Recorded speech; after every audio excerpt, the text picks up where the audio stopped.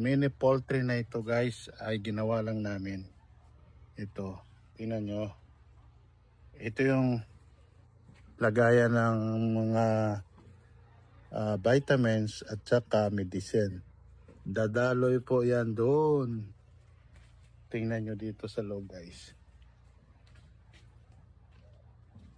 Kung kailangan ng medicine, yung isang balde ang aandar, ang paganahin.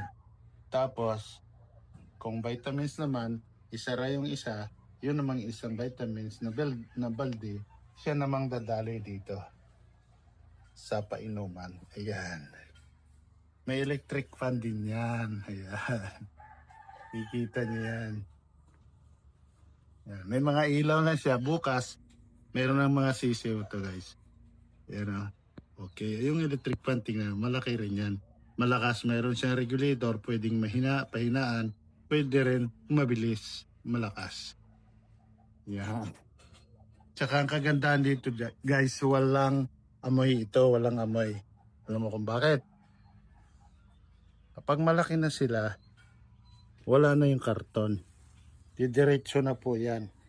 At sa ibaba niyan ay tubig. Ayan. Tubig po. Ayan. Sa tubig po ang ilalim niyan. At may tilapia yan. Ay, hito. May hito yan na alaga namin dyan. Ayan.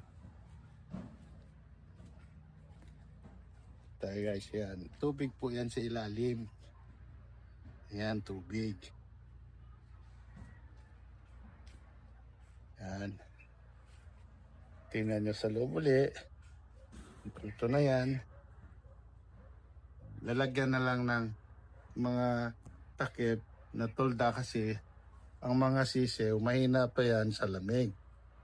Pero pag mga 1 week na sila hanggang 7 days, pwede na silang tanggalan ng karton. Yan, diretso na sila. Pag umipot sila, diretso na doon sa tubig. Na may hito po yan. Electric pan, ayan. Okay? Okay guys, next time na uli.